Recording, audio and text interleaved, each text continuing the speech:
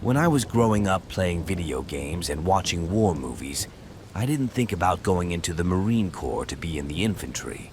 I went through all the training and unwanted difficulties that also make you reconsider your decision. Anyway, I was stationed at a base in the desert known as 29 Palms, the largest area in the U.S. under military control. It covers about 932 square miles in total, I think.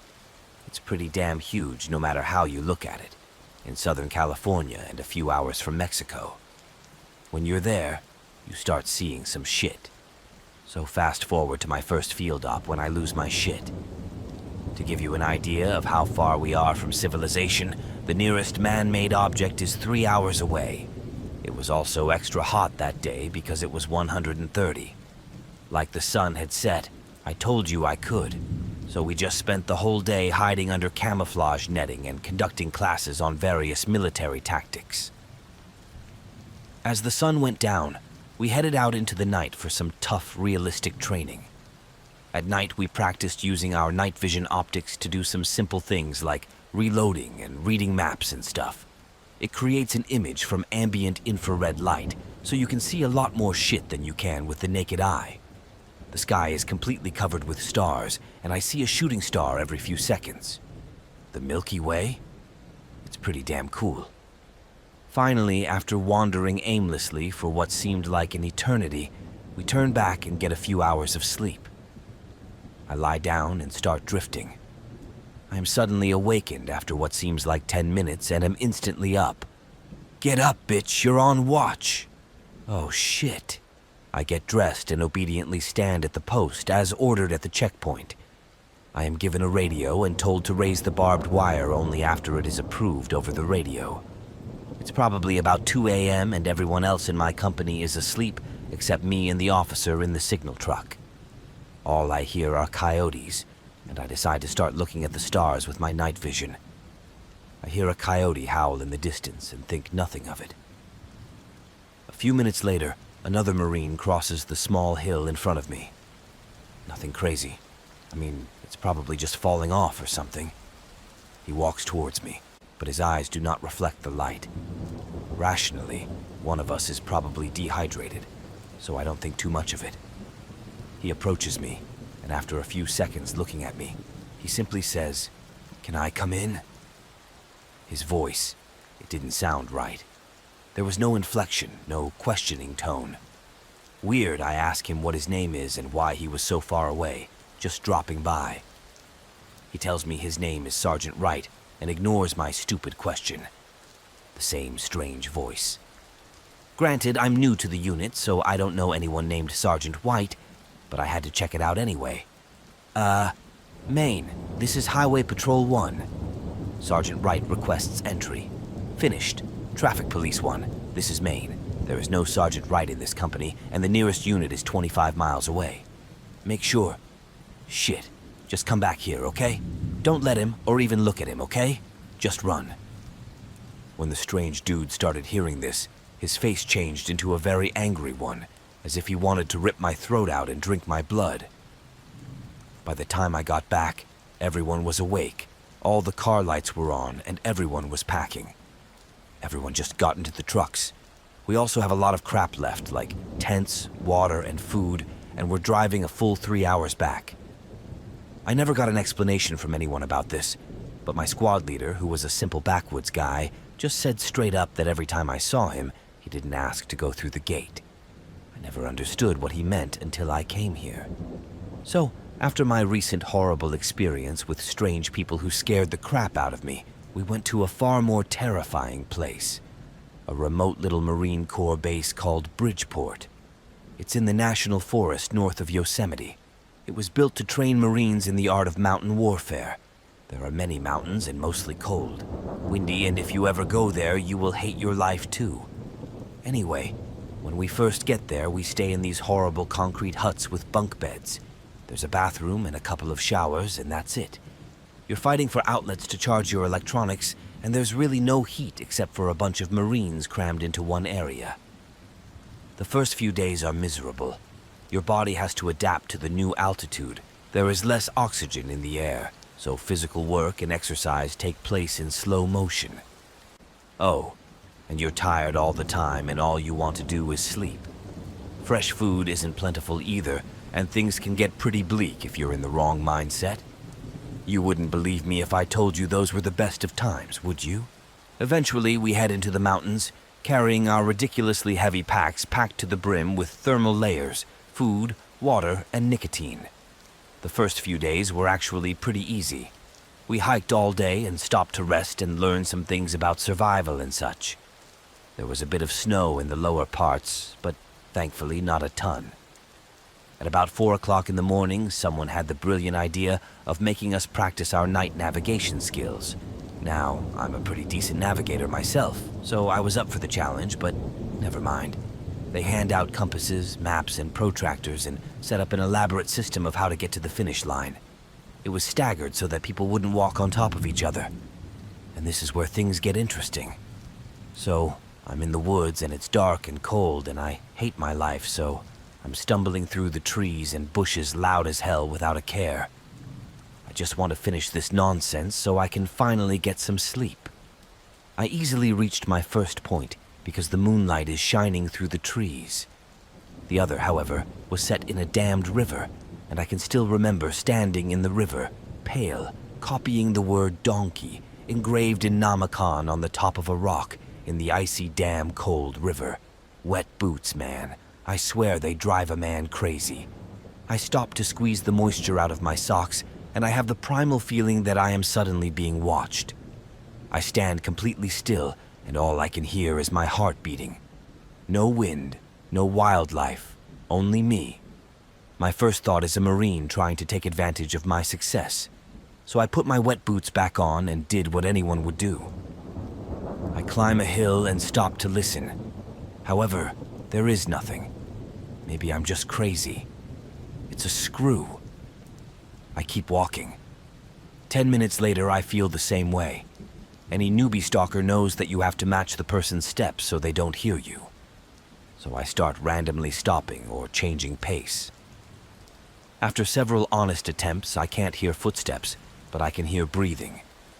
If it's a mountain lion or something crazy, I have no choice but to keep going and just hope I can pull out my dull Gerber knife in time. Around this time, I come to my third point and build my final point. It's near the road, so I turned straight east and literally booked it down the road.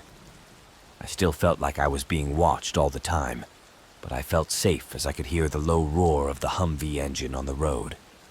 In hindsight, I would have done what was right for the rest of us, and that was actually a big mistake. Nothing else happens that night, and everyone else just gives up and just uses the roads to get to camp. Those who do not have time to return are ordered to go at the sound of the horn. I finally fall asleep in the safety of numbers, and we use the next day to brush up on our nighttime land navigation skills and fill our bodies with food. As soon as the sun sets, we march into the mountains. But alas, since I have a rocket launcher, my natural position is behind but not last, so at least that's a positive. We spent an early night hiking, and we were moving very fast and maybe 20 meters apart. It was common to lose sight of each other at times, and we were all gradually exhausted. And suddenly the shit gets dark, like ambient light is simply absorbed. But I feel the same primal fear again. Extreme silence? Yes. I keep walking without saying a word until I hear someone, probably a guy behind me, call my name, and I turn around and he's looking at me like I'm an idiot. What the hell, man? Keep going. They're gonna lose us. Okay, weird. Who called me then? I turn back and try to see my way through the brush to the guy in front of me. I see him and discreetly yell for him to slow down, but he doesn't even hear me. About the same time I hear behind me, man, what the hell is that? I heard a slight rustle of leaves and some twigs, but that was it. But I run away, maybe 15 meters, it's not far, but at night it's quite a distance. There's nothing but his knapsack on the ground and his rifle. I call out his name, but there is nothing. I reach for the radio and it's dead. I turn on both flashlights and they are both dead. To fuck, I know that I was forced to collect things, but nothing came of it either.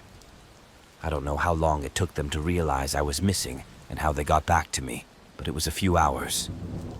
I also felt it was there waiting, just playing with me. I told them everything, and they were convinced that the guy was just lost. Everyone dispersed and searched for him for several hours, but in the end, they found nothing. However, sometime the next morning, one of the hippie park volunteers found him about 30 kilometers away, through some mountains. His ears were bleeding, and he didn't even know his own name. Sure, he was severely hypothermic and had a ton of bruises, but no serious bleeding.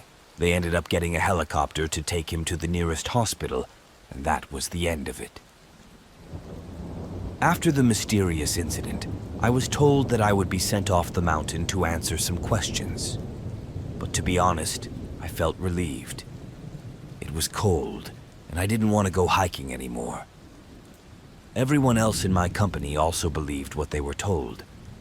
He got mountain sickness and just walked 30 kilometers in a few hours.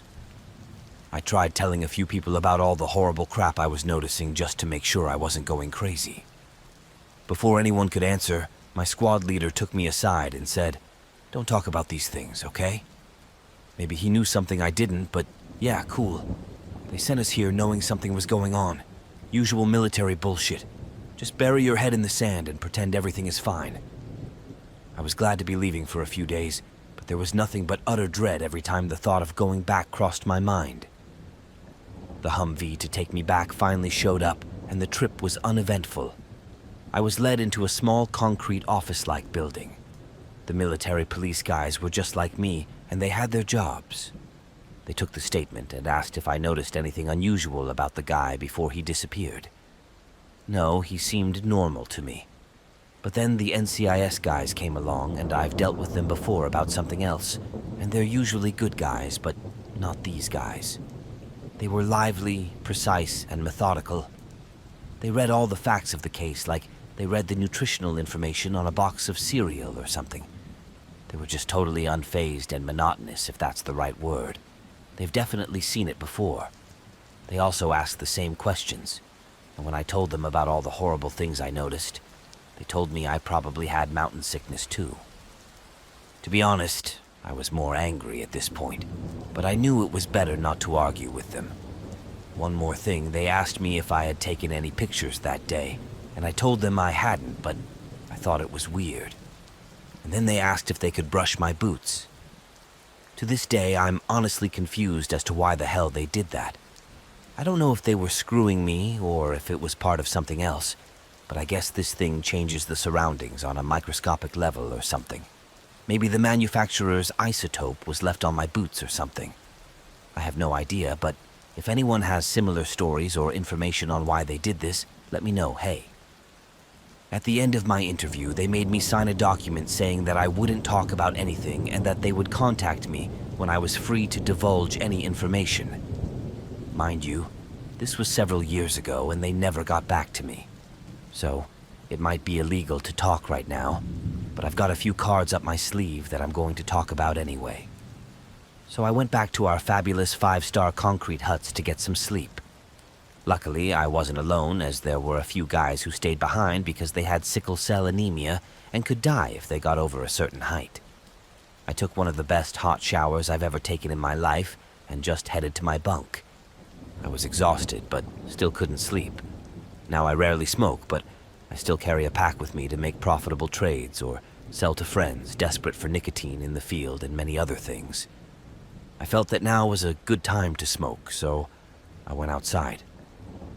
Maybe that would calm me down, I thought, and things would go well until that horrible feeling came back again. Heck, the tree line was maybe 40 meters away. I don't know how the hell it was following me or why. Can there be more than one? Anyway, I stubbed out my cigarettes and just went back inside. I was able to calm down and eventually fall asleep, but I always woke up suddenly about 10 minutes later. No dreams, just an overwhelming feeling of being watched, if you get my point. The next day, I packed all my gear into the Humvee and helped the driver load some things into the back. The ride was uneventful again, and I managed to get some sleep, even if I was woken up here and there by rough terrain. When we finally arrived, it was almost noon, and the company was getting ready to cover some serious terrain that day. I'm just lucky, right? Before I knew it, We were trotting up the steep side of the mountain. I didn't think it could get any worse until the sleet started. And it was bad. The wind picked up, and it felt like we were being cut through glass. I couldn't see, and people were getting lost, and the rocks were slippery too. We walked for hours and hours, and I swear those mountains were just trying to kill us. The sun began to set, and our clothes also began to freeze on us. And if that wasn't bad enough, I noticed that our compass was behaving strangely. No matter how hard you try, eventually you approach the base of a certain mountain, nicknamed Devil's Slope on our map. It was a military map that someone made in the 1980s.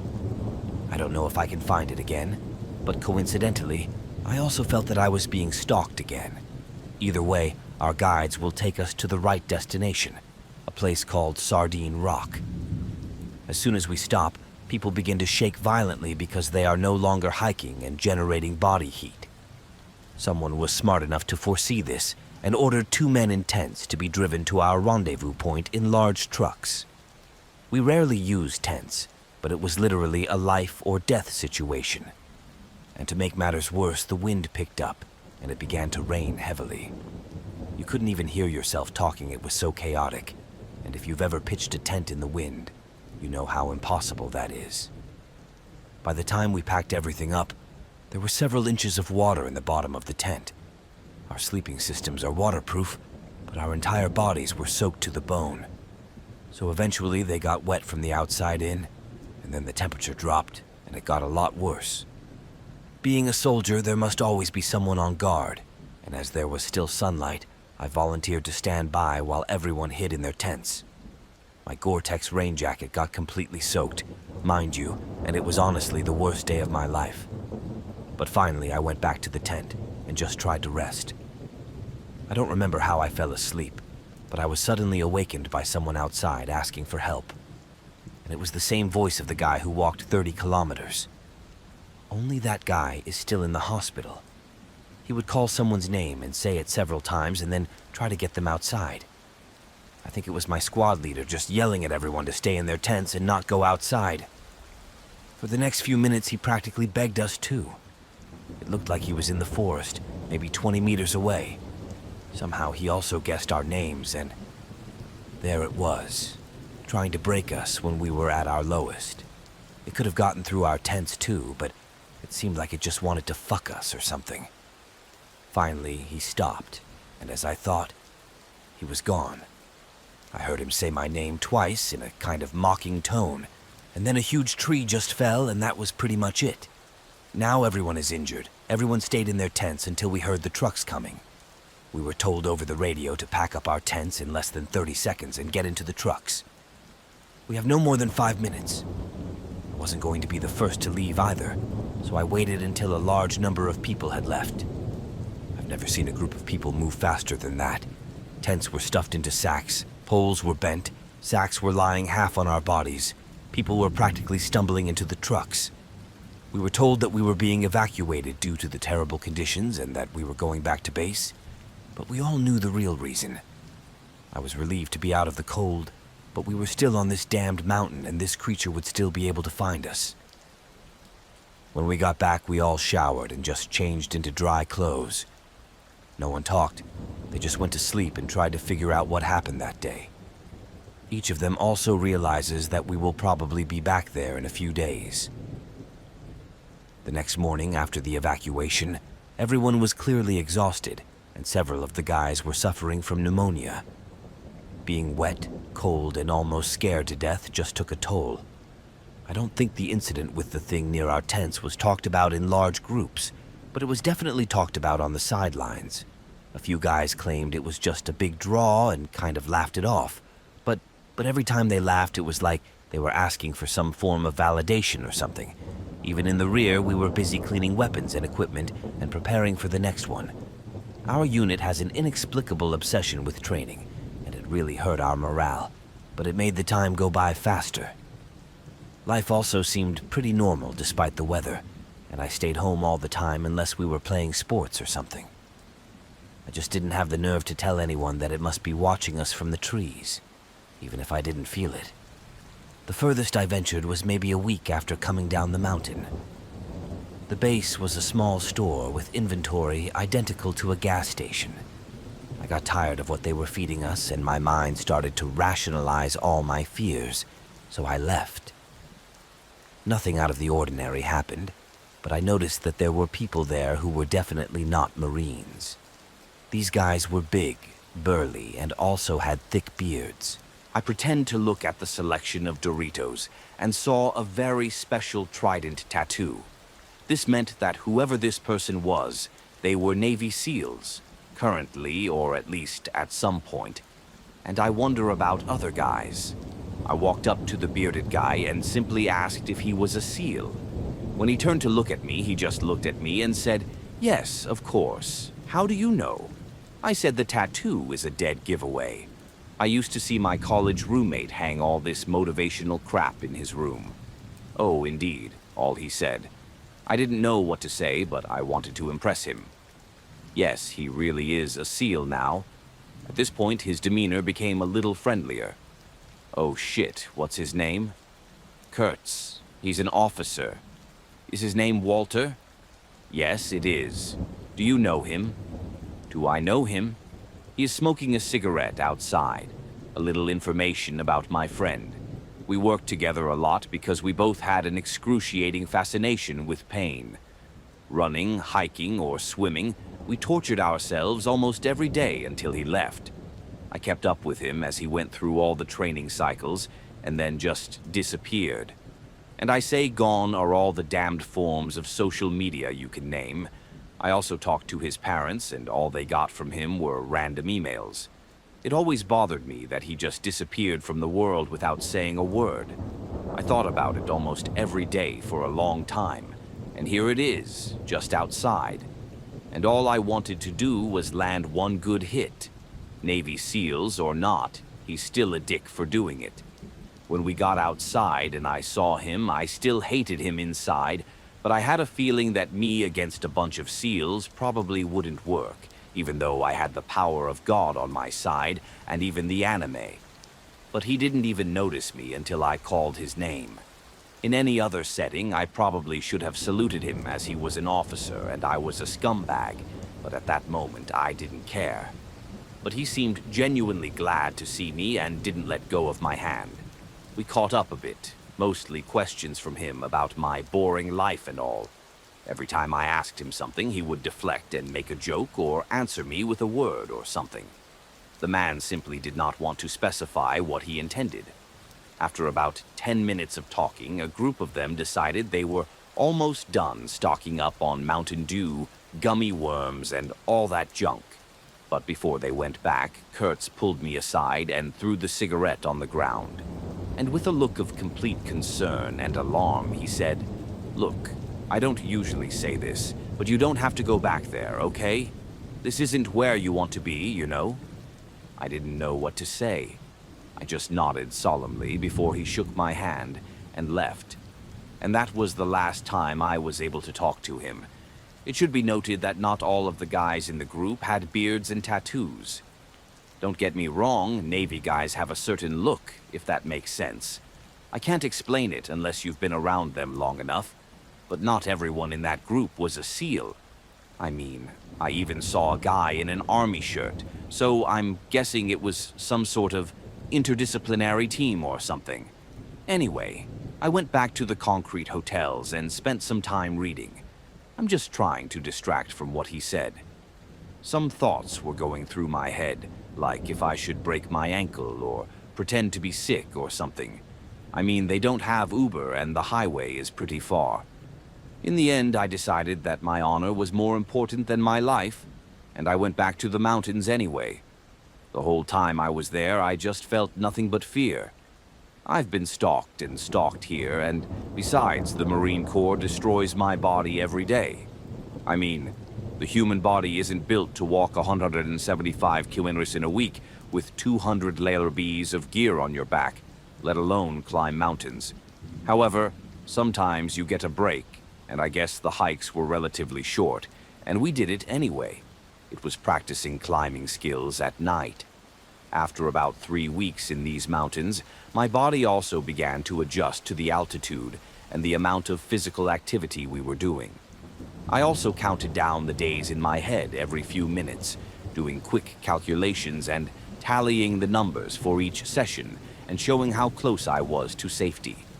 But everything, of course, was not so simple. All this time, I had a fair amount of anxiety and fear, but I rationalized that it was just my mind, and it wasn't until the third day, when we climbed one of the big mountains, that I noticed we were headed for Devil's Slope again. It must be a bug again, since the compasses were behaving strangely again, right? Well, I talked to a few higher-ups, and sure enough, that was indeed our final destination. Because the commander thought it would be a good challenge or something. Great, they are leading us straight to death.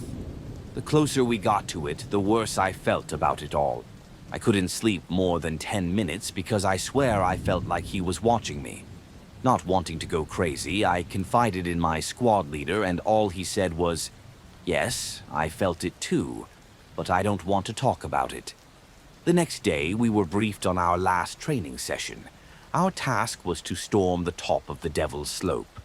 The vast majority of it will be covered using carabiners and rope, and only traditional equipment. But the last 500 meters is mostly gravel and can be done on foot. We will also be watched by special forces operating in the area. There was nothing new about it, I mean the military with the fantasy and all. And we were told, if we saw them, to ignore them. So we begin the assault at sunset and reach the middle of the mountain about midnight. Everything is going smoothly.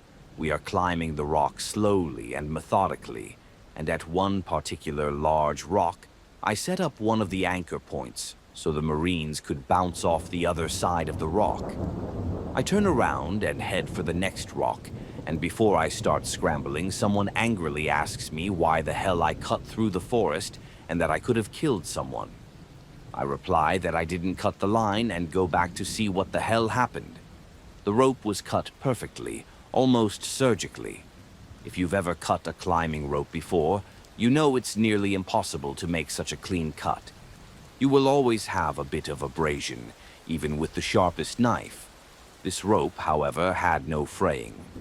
All I could assume was the same thing that had been chasing us all month, trying its best to kill us. Fortunately, there were few rocks after this, and the 500-meter gravel slope proved too steep to climb straight up. Also, out of nowhere, a blizzard decided to make our lives hell. I have never seen such terrible weather. We're talking 70 mesh winds, whiteout conditions, everything. It was crazy, and on the way up I swore I was going to freeze to death, and the slope just seemed like it would never end. About 3 hours later, someone mentioned that several Marines were missing. Our first reaction was to stop and sit there for an hour, and then send half of us back to try to find these Marines. And it was the coldest I've ever been in my life. At least the hike provided some warmth, but sitting there buried alive by snow and wind. Man, that was bad. I don't know who the hell urged me to keep pushing forward to the top, but it was the only way to survive. There was a road on the other side of the mountain where cars were likely to be waiting for us, and there was no point in the Marines kicking around in the snow because things were getting worse. I mean, pretty much everyone had some kind of frostbite, but we just didn't have the right gear to protect ourselves. Finally, we reached the top, and luckily the tents are waiting for us. The tent I got was broken, so I ended up huddling with a bunch of other guys like a bunch of sardines to keep warm. What a crap show it was, too, setting in the wind. Anyway, we've got 20 minutes until they figure out what to do with the missing guys. I guess they called the proper authorities well in advance, and it was too windy for the helicopters and almost impossible even for us to survey the area. The wrong gust of wind can literally blow you off the mountain, causing you to fall face first. Their solution was to first use our thermal optics from above and look for the guys. But there was nothing. Then we all stood in a big line and, holding hands, went down the mountain, and nothing happened. Of course, we didn't bring 200 pounds of crap with us, so it was a lot easier to walk back. But it was now 4 a.m. and it seemed to be getting worse. We were told to go back to the tents and warm up for 20 minutes because the guys were literally turning into zombies at that point. Now, this is possibly the weirdest part because for the next 12 hours, no one remembers what the hell happened. Everyone has just woken up in their tents and has no memory. But now it was daytime and everyone was covered in snow. Several commandos, including Kurtz, were talking to all of my superiors about something. I only found out later that the SF guys found all our missing guys in different places. This time, not for 30 kilometers, but for much shorter distances, like 5 or 10 kilometers. Blood is also flowing from the ears, and while it's not impossible to hike in a few hours, it's damn hard to get lost on a mountain where your only goal is to climb. But we weren't going sideways or around or down or whatever, just up, damn it. However, we radioed it in and base camp sent out their special snow machines. They somehow resembled half-tracks. On the same day, we were loaded onto special snow trucks and told that we were also going back to the barracks. When we got there, we were asked how successful our mission was and some nonsense about the guys being responsible and stuff. In any other situation, they would lose their jobs if they lost the Marines, but not in Bridgeport, I guess. That night, we packed our bags and were woken around 3 a.m. to catch the bus back to the desert. To be honest, I'm very relieved to be back. No one ever talked about our time there again, and the guys who disappeared always came back from the hospital saying they didn't remember anything or just didn't want to talk about it. Anyway, I guess the lesson here is never go to Bridgeport. After Bridgeport, we were given a pretty decent break due to various public and military holidays. For most of it, I just slept and drank and indulged in countless luxuries that I'd gone without while in the mountains. It was nice to finally relax and recover a bit, I must admit. However, good things don't last long, do they? Soon we packed our bags, grabbed the heavy stuff, and just headed back into the desert. We've had some short but boring field operations that you guys probably don't want to hear about. But this one in particular was in December, and the weather changed dramatically. It was now winter, and the temperature was hovering just above freezing, and the wind was again the worst part. You can wear 5 billion layers, and somehow the wind just cuts through them all and slowly draws the heat out of your body. AKA. It was unfortunate. For the first few days, we spent live firing exercises. The funniest part was probably when they made me blow up a piece of plywood nailed through with a sign on the door to encourage the breach. Except someone shorted the fuse on the charger too short, and it went off as soon as I got behind the shelter. Through the smoke and dust, the shooters went in blind and cleared the lens of those evil paper targets. It was actually a lot of fun. Our next destination after that was a giant ghost town in the middle of the desert. Mind you, it's extremely detailed and built to simulate a real city in the Middle East. And when we got there, it was pretty dark, and the street lights were on, and we quickly grabbed our packs and found an empty building to build on. It was really creepy because there were pictures on the walls and the furniture in every room, and there were even detailed things like an old computer or a treadmill with outlets and stuff. It was like they literally copied and pasted an entire city into the desert.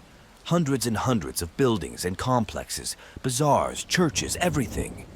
Being in the wind and given a few hours of sleep, I figured I could get a good night's rest before starting the next day's training scenario. But no, the whole night I woke up to constant knocking. I thought the wind had picked up, and somewhere nearby was a loose shutter or door. Great, I thought. However, I finally had enough and put on the foam headphones we wear when we shoot, and it worked like a dream, and I slept like a log for the rest of the night. The next morning, we started the day, just as the sun was coming up and it was still cold and windy, and I really wasn't excited about eating an MRE, so I drank some water and basked in the morning sun in a desperate attempt to warm up. The next task was explained to us quite quickly. For the next few days, we set up a small base in one of the houses and sent patrols into town to search rebels played by Marines. There would be civilian actors playing roles such as mayor, local religious leader, police chief, and so on. Then we were given an annoying laser tag system for our body and our rifle. Our rifles fired a laser whenever we fired a blank and when another laser fired at us. The laser tag system began beeping loudly and repeating our status, wounded or dead.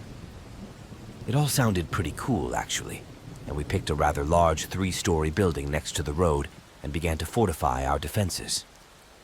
First, we surrounded the entire perimeter with tons of barbed wire. Then they blocked all the exits except for one with sandbags and furniture. There was only one way to get inside, and it was right in front of the machine gun we had placed on the floor above. We barricaded all the windows on the 3rd floor and the stairs too, just in case they decided to get in somehow, even though they weren't allowed anyway. And it was a well-built defense, and we were proud. I mean, there was no way anyone could sneak in. But at night, my squad went out to patrol and look for bad guys while one squad slept and the other defended our compound. And all I can say is that it was very scary and exhausting. We must have walked for 2 hours in maybe half the city or something. When we finally got back from our patrol without incident, we were told to get a few hours of sleep, and sure enough, I started hearing the same damn rumble. And this time, everything was louder. It sounded like a dull knock and an old iron door or something. Slow and methodical, and it never missed a beat. A few of us agreed that we would find out what the hell was making the noise and stop it on our next patrol. I put the foam headphones back in and slept for maybe an hour or two before I was woken up by what sounded like a practice grenade going off near the building. Excellent. We were attacked. It's 2 a.m. and people are shooting at us and throwing fake grenades, and several people's laser systems are beeping loudly and they're bleeding. The others shoot from the windows and call out targets. The machine gun at the top rains hot copper down the stairs, and it was just a lot of fun. Eventually, the insurgents disappear into the darkness, and my squad goes in pursuit. We checked the area, but all we found were unarmed civilians. They were great actors, too. I'll give them credit for that. I felt extremely immersed in the situation when they told us they would only give us information if we gave them weapons to protect ourselves. And this was not going to happen. On the way back to our base, I made sure we did a quick check on the rumble that had been keeping us up all night. We traced the noise to a building not too far from our little base. Maybe 2 houses away, but I think closed from our view. And that's what's amazing. All windows and doors were covered with metal sheets and bolted. As we got closer, the rumbling stopped, but we all knew it was coming from this particular building. Not being able to do anything, we went back and deployed in various positions to draw guard so the other squad could rest. I got the short end of the stick and ended up on the window facing the building. Before I changed the guy standing there, I asked him if he heard the noise from the building, and he nodded and said he heard it all night too. I felt like Edgar Allan Poe when I listened to The Raven, and I was also slowly going insane. Somewhere in my dreamy stupor, I assumed that somehow one of the rebels had gotten into the building and pulled some psychosis on us, knocking around in the whale night. As soon as I missed it, the rumbling stopped and I looked like an idiot. The sun came up pretty quickly and the rest of the day was uneventful. We set up several checkpoints and interacted with the locals, gave them water, asked about the insurgents, etc. Typical RPG. As soon as the sun went down, we were chased by the rebels again. But this time it was less fun because I had slept maybe 3 or 4 hours in the last few days. It was over after 10 minutes, and another squad went out to find them, and I sat down to try and take a quick nap, and the rumbling started again. At this point, I was pissed as hell, so I insisted on going with a few guys to check out the surrounding buildings. There was no way to get into the building that was rattling, so I got creative and thought maybe there was a tunnel or something. We went around every house and kicked out all the rugs like some creepy house guests, and boom, we found the hatch. Now we are told not to go into any of the tunnels because the fans they use for ventilation are no longer working. We were told we could suffocate, but I didn't think we would use up all the oxygen. I mean, it was only a few minutes. So we made the decision to descend. We fell, and it was completely dark, so we turned on our flashlights and walked forward to the end of the tunnel. As we got closer to the stairs, we heard something like the sound you hear when you turn on a very old TV. Kind of a mix between that and when your ears start ringing. and all the hair on the body stood on end. A slight tinge of dread crept over me, but I decided to ignore it and started up the stairs. I opened the hatch and immediately began to clear the pitch-black room, and nothing. I moved towards the stairs and the rest of the guys ran away, and at first I thought I was breathing hard from the strain, but now I was sure of it. I heard the faint whisper of someone saying, "We're here," coming from above.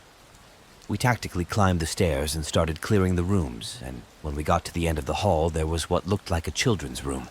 I went in and there was nothing there. And then my flashlight batteries started dying, which was impossible because I just replaced them today, and they don't drain that fast. I think it was either a corner or a closet, but I heard something that sounded like a little girl laughing, more like a giggle, and I ran right out of that room and was met by some hell. Someone nervously asked if it was me, and I said no and made the executive decision that we would all get out of here now. At this point, we were all almost in a panic, but tried to hold together long enough to get out of the house. We started down the stairs when we heard the laughter again. When we got to the hatch, we noticed that there was a lot of furniture on top of it.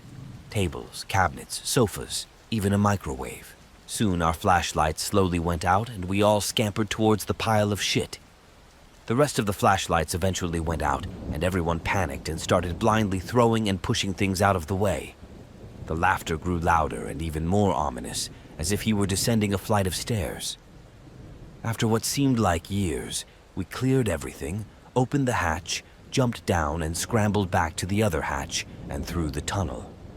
We got out and pretty much just ran back to our little fort 25 meters away, and everyone was just scared shitless and almost woken everyone up with their stumbling and swearing. Our lieutenant asked us what the hell happened, and we told him, and he wasn't really sure whether to believe us or not.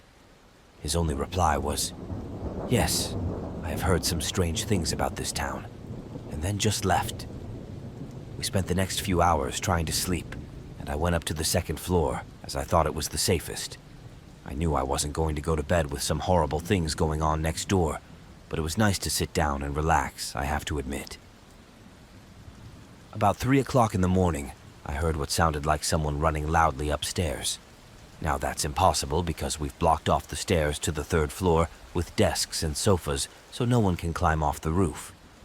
A few other guys were also woken up and sent upstairs to clean up, and there was absolutely nothing. No furniture moved, and well, I didn't sleep at all that night. In the morning, the townspeople started rioting near our complex. Everything was peaceful at first, but then someone with a backpack detonated an imaginary IED despite our best efforts. Once the IED went off, we opened fire from almost everywhere and many of us were killed.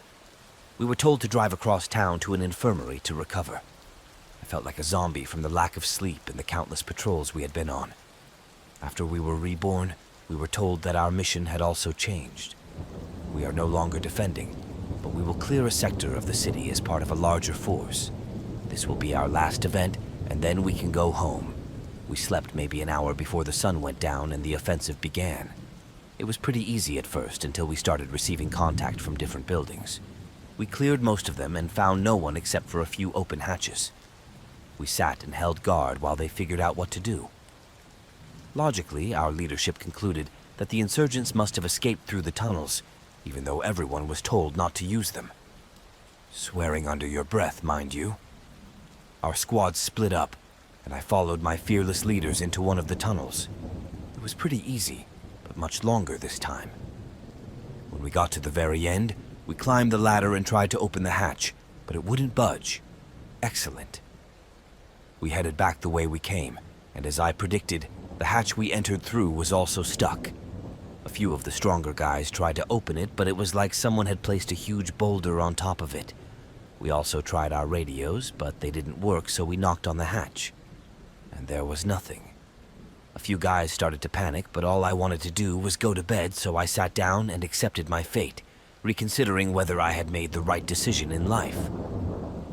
I've never been claustrophobic, but I was starting to feel like it. The guys were still banging loudly, and I started trying to filter them out, and maybe 5 minutes later we heard someone banging on the hatch and backed off. They boomed again and someone yelled, "We're here!" We waited a few seconds for an answer, but what we got back is still disturbing. It was the same damn girlish laugh we heard last night. We all froze as what was on the other side began to rumble again, slow and methodical. I felt like I was in a torture chamber, and I tried my best to drown out the sound and think about anything else. No one dared to knock anymore, and it must have been 2 or 3 hours. I don't remember, but it seemed like forever before we heard footsteps upstairs. Everyone held their breath and listened, and we heard some furniture being moved and a few swear words that quickly gave away their identity. Other Marines. Finally. Soon. The hatch was open, and before we all got out of the tunnel, we were all torn to shreds. A few senior officials shouted and swore at us, and the boys in charge of us were threatened with some punishment, but personally, I was very relieved not to be shouted at. From what I heard, they noticed we weren't involved in the attack and assumed we were out of the game. Only then did they realize that they had regrouped and that we were still gone. They got our last known location from one of the squads that entered the other tunnels near us and returned to us. I'm so glad someone remembered where we were, because a lot of the buildings were painted the same. After that incident, it was almost morning, and we hung around until the trucks picked us up and took us back to base. It was one of the scariest experiences I've ever had, because being buried alive still scares me. Also, just a note for explosives, fuse timing can be kind of tricky to work out. We do a test burn to get the exact burn rate, but sometimes it doesn't always match. I've gotten a lot of non-horrible questions about military stuff and life in general over the years, and I'm still wondering if I should start some kind of blog about all my experiences, horrible or not. Feel free to leave a comment, guys, if you are at all interested. So I'm going to take a break from my chronological order to talk briefly about something more recent. So I happened to be going to another ghost town, also known as Moot Town, and this one was much smaller and not that far from the base. I think there were maybe 8 buildings in total, and they ranged from 1 story to 3 stories. We spent the whole day hiking in this town, and it was late in the evening when we finally settled into the buildings. The cool wind decided to pick up, and the temperature hovered around freezing as the sun slowly disappeared. For the next 5 hours, we practiced various skills in an urban environment. Cleaning rooms, dealing with detainees, throwing shrapnel or grenades, all that. But it got old pretty quickly considering I've been doing it for years. Around 10 p.m., we were given permission to go indoors, out of the wind, and get some sleep in our warm sleeping bags. I took the first watch because I like a good night's sleep, and an hour later I woke up the next guy and went to bed. I think I slept for 30 minutes before I was woken up by a jolt. I unsteadily climbed out of my bag and noticed it was one of the new guys who had just woken up for watch. I think he had been here a month or 2, and my first words were, of course, "What the hell do you want?" Well, spit it out. Well, for the last 10 minutes, I keep seeing those 2 yellow dots across the street in the window. Okay? Yeah, well, I was looking at them for a while until I heard something like you called me. Except you were in your sleeping bag. I'm beyond pissed at this point.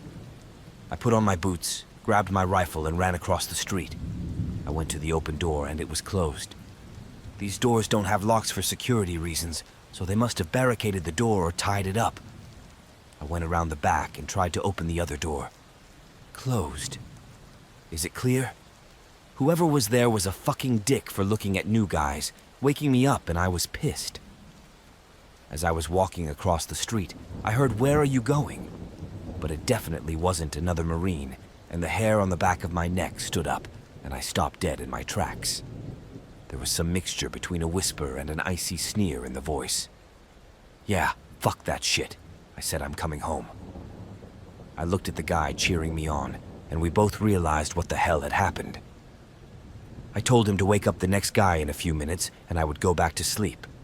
I went back to my sleeping bag and drifted off to sleep as I tried to commit all the details to memory. For you guys, of course. I didn't wake up until the sun came up, and the wind seemed to be even stronger, and it was still wicked cold, but luckily we were indoors and the sun was coming up.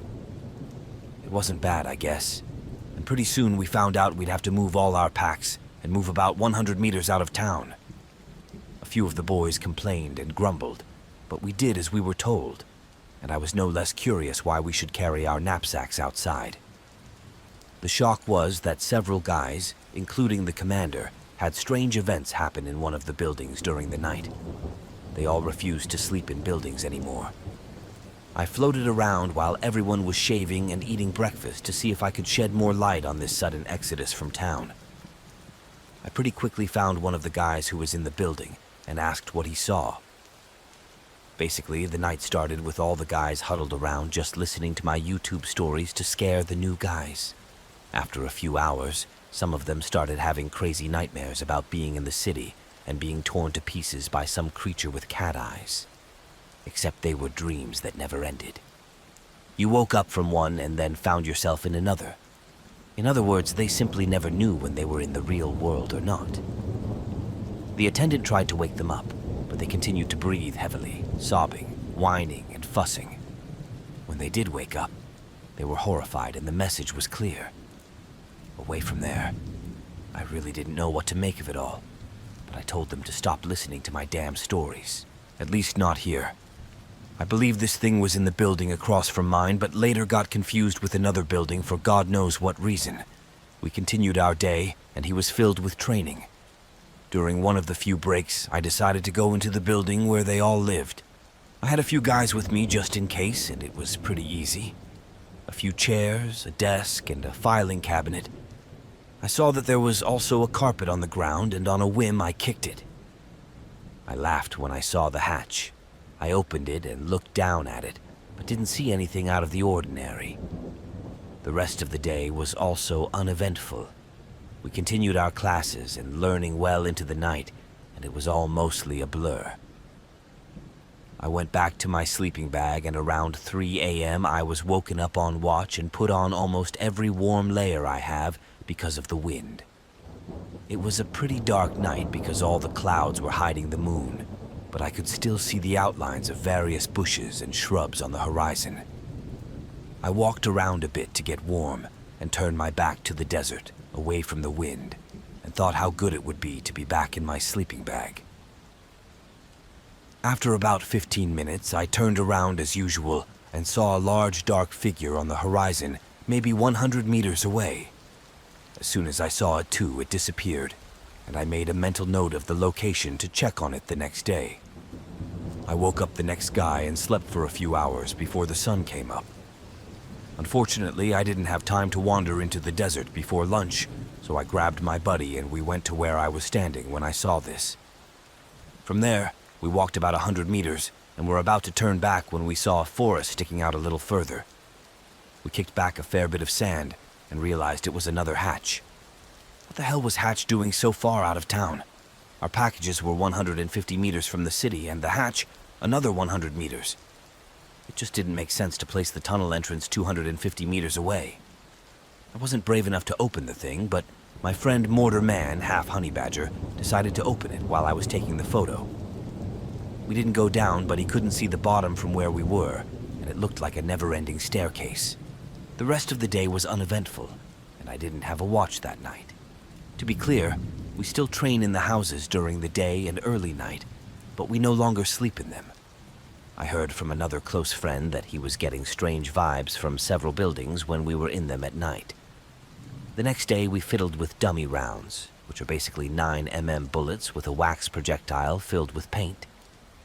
Luckily, I didn't get shot, but they are about 10 times worse than paintballs from past experience. Instead of going to bed that night too, we went back into town to set up a patrol base where a few guys would stand. Someone was patrolling and someone was resting. I swear to the Marines they have amnesia.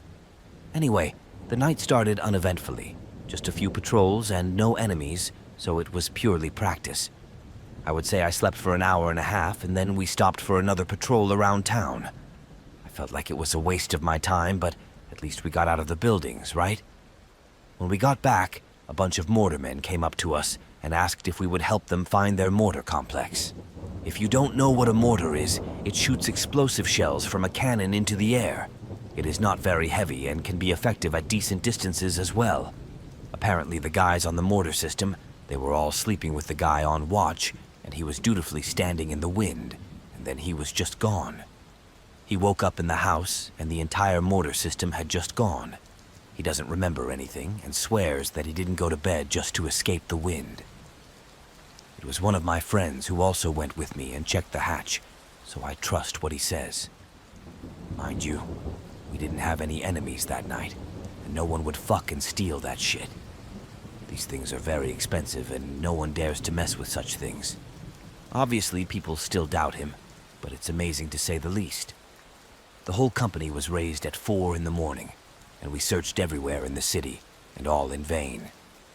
Then we expanded outwards, and after about 30 minutes of repeatedly checking the same areas, I had an idea. I walked up to my mortar friend and told him we must go back to the hatch in the desert that he opened. We grabbed a few other mortarmen and told some people we were on our way. When we got there, the hatch was open despite the strong wind. Well, I definitely wasn't going to go down there, but the mortarmen got pissed off and decided to go down to make sure. I didn't like the idea at all, but 3 guys went down and it was about 10 feet. It was pitch black and the flashlights didn't seem to do anything. They talked to each other for a few seconds as they walked further into the tunnel, and then they were out of earshot. 30 seconds passed, and I started to get a little worried. I told myself to wait another 30 seconds before doing anything, and just as I was counting down, I heard what sounded like a little girl laughing again, followed by the sound of running footsteps.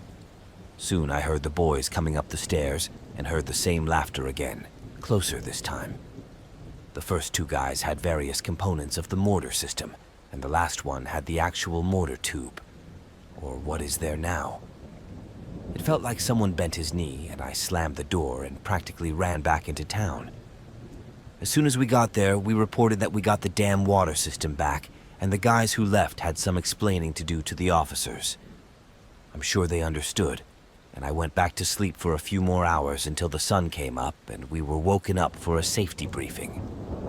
On our last and final day there, we were going to use idle smoke grenades and rockets, and it was a very busy day. As soon as the sun went down, we all went to bed, and there was no more training at night in this town, and we all got the message. I didn't get to look again, but I heard that a few guys heard that laugh at night, and one of the guys supposedly got a recording of the laugh on his phone.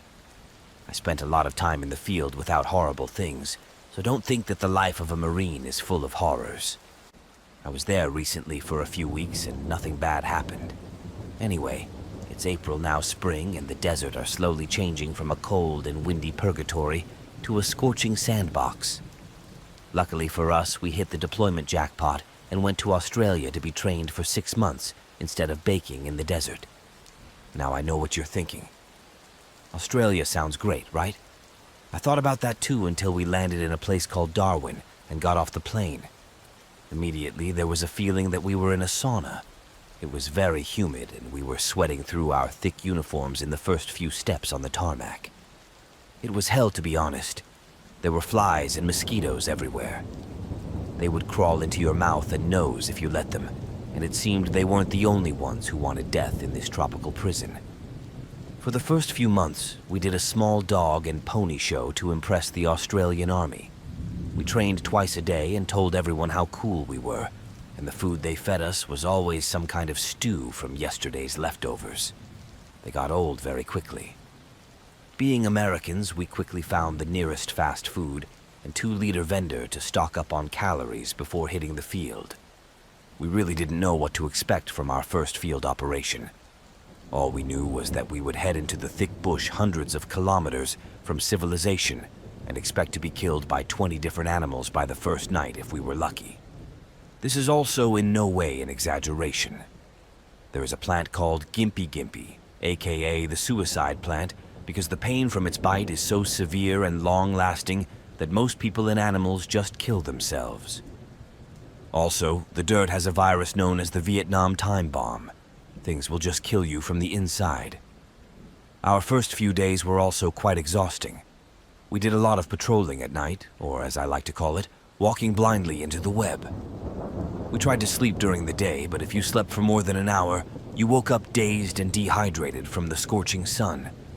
I think it was around day 12 at the end of the field operation when things started to get interesting. As usual, we got completely lost and wandered in one long mass at night. There was no moon, and all that could be heard were all kinds of birds and animals repeating the same sound. Everything was a blur until the guy in front of me stopped and took something. I didn't pay any attention to it until we stopped for a break, and he turned to me. "Hey man, look, I found a doll." "What?" "Fucking doll, man." He picked it up, and sure enough, it was a doll. His body was completely carved out of wood and had some sort of fake or red hair glued on. His eyes were just burns, and there was a small, horrible seal on his face. Surprisingly, mind you, we are literally in the middle of nowhere. Most of these lands were also still completely unexplored. While I was sipping water and trying to figure out why the hell there was a random doll in the middle of nowhere, we started moving again. I completely forgot about the creepy little doll for the next few hours as we mindlessly walked around trying to find our target. It was all a blur, and I almost fell asleep a few times while walking, so I don't remember much. Eventually, we found our way and arrived at our destination, a small clearing in the middle of nowhere. It was morning, and we had to sit there all day and wait for new orders. At this point, we were all pretty damn tired, so I sat down and just stared off into the distance and drifted off to sleep. Suddenly, however, I hear some grunts to my left, and sure enough, the machine gunners are playing with a doll they found. They are simple-minded and easygoing, but they always find a way to screw everyone else up. I remember a distinct thought. Yes, this is probably not a good idea. But I fell asleep again, and we spent the day napping and planning our next destination. Finally, the sun set, and we headed off into the distance to our next target. I remember being thrilled that we only had one thing to do, and then we would return to base. As the night wore on, our long line of Marines began to spread out more and more. The brush became thicker, and there was absolutely zero light coming through. In fact, I was struggling to keep up with the guy ahead, and people kept getting lost, and we were constantly stopping to find them. At this point, we were honestly just trying to get out of the jungle. I was already terrified of the extreme darkness, but when our compasses, radios, and GPS equipment started going crazy, I started to lose my temper. No matter how much we turned our compass or reset our GPS, it always slowly brought us back the way we came. Our radios turned on, but all we could hear was some white noise. Nothing really happened, and I immediately knew it had something to do with that doll. Maybe it was some weird aboriginal voodoo magic doll. I mean, who knows? Just a bad mood. I told the guy who picked her up to just put her somewhere nice and keep going. And nothing. Everything still went wrong. Our leaders decided to take a break to learn how to navigate by the stars and being in the southern hemisphere, the constellations, etc. While I'm doing my best to stay calm and balanced, I hear the guy in front of me start screaming frantically. I mean, pure fucking terror. A couple of guys come up to him and calm him down, and he spits out a stream of expletives followed by Dole, and Dole somehow got back into his backpack. We were too spread out for it to be a joke, and it was too impossible. I mean, we both walked past him when we sat down, and no one is laughing at this point. He grabs the doll and puts it on the ground, starts to talk to it, and apologize to it like a real person. I remember mentally noting how absurd this was, but now our fearless leader seemed to know where to go, so we just started moving. I didn't want to stop because I knew the doll was probably still with us, but this is about lieutenants, and we'd just get lost anyway. Eventually, we stop, all holding our breath as the guy checks his pack, and this time, there was nothing. We sit down and relax, and the air becomes a little lighter and easier to breathe. A few guys from behind hear a commotion. This time, one of the lieutenants found a doll in his bag, and at this point, he completely lost his mind. Laughing and crying at the same time, and on the 12th day of the field operation, all the heat, bugs, and horrible shit just broke his mind. We put the doll again on a log a few meters away, and everyone stops to assess the situation. We are lost in the void. We don't know where we are going, and we have little water. I can only imagine the grin on the doll's face as we all begin to lose our minds together. But at least the sun is starting to rise, so that's something. For the next 30 minutes, we are trying to confirm our last known location and get a general idea of where we are. But doll, we haven't done it yet. Suddenly, we smell smoke, and in the distant forest, we see a burning fire and raise it. Someone grabs the infected lieutenant, and we head in the opposite direction away from the fire. And of course, it also goes from there. We keep looking for a way out until we realize that at this point we are just going in circles. Fire is everywhere, and in the face of inevitable death, we sit down, take cool pictures, and hope that someone will find them later. I never believed in any higher beings, and I still don't. But I guess we're just lucky. We heard a helicopter fly overhead, and I guess they realized we were lost after not checking in for a very long time. The pilot made a strange landing between the trees and began to guide us out into a clearing several hundred feet away. We made a conscious effort to leave that damn doll on fire, too.